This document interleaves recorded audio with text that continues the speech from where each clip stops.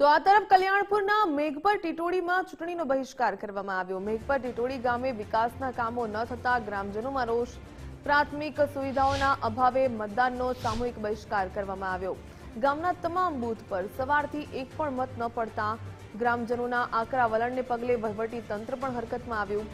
Collector, SP, DDO સહિતનો કાફલો મેઘપર ટીટોડીમાં દોડી આવ્યો હતો।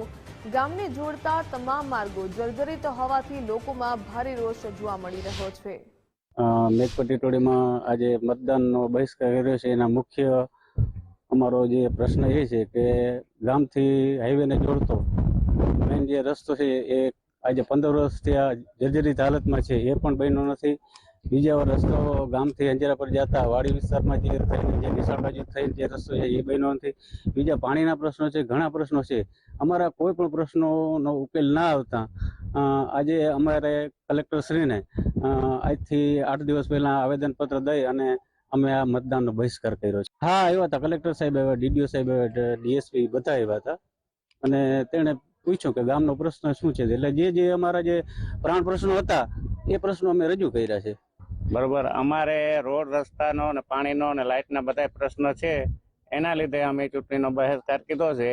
એટલે એના માટે હજી બપોર થઈ ગયા છે પણ કોઈ જાતનું મતદાન થયેલ નથી અને અમારા ગામે નક્કી કીધું છે કે મતદાન કોઈ રીતે આપણે કરવાનું થતું નથી જ્યાં સુધી રોડ રસ્તા પાણીના લાઇટના જ્યાં સુધી ઉકેલ ના આવે ત્યાં સુધી અમારે કોઈ મતદાન કરવાનું નથી। આપણે અહીંના બધા સાહેબોને આવ્યા હતા, એની મુલાકાત લીધી છે અને ત્યાં આપણે કલેક્ટરને અમે આવેદનપત્ર અરજીમોર આપી આવ્યા હતા પણ એનો કોઈ ઉકેલ આવ્યો નથી, એટલે એના લીધે અમે મતદાન કરતા નથી।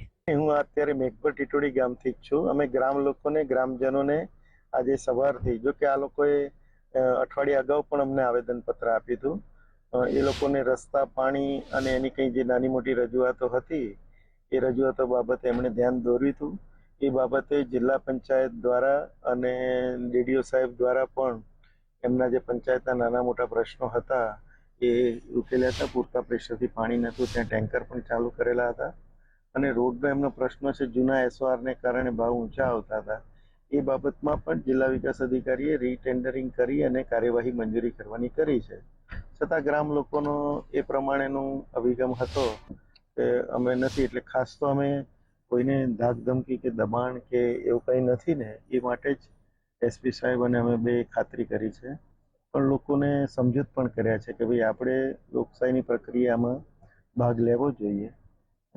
છતાં ગામ લોકોને અમે અત્યારે સમજૂત કર્યા છે, સરપંચને બધાને, છતાં હવે એ લોકો જે પોતાનો નિર્ણય પર અત્યારે તો એવું લાગે છે કે અડગ છે।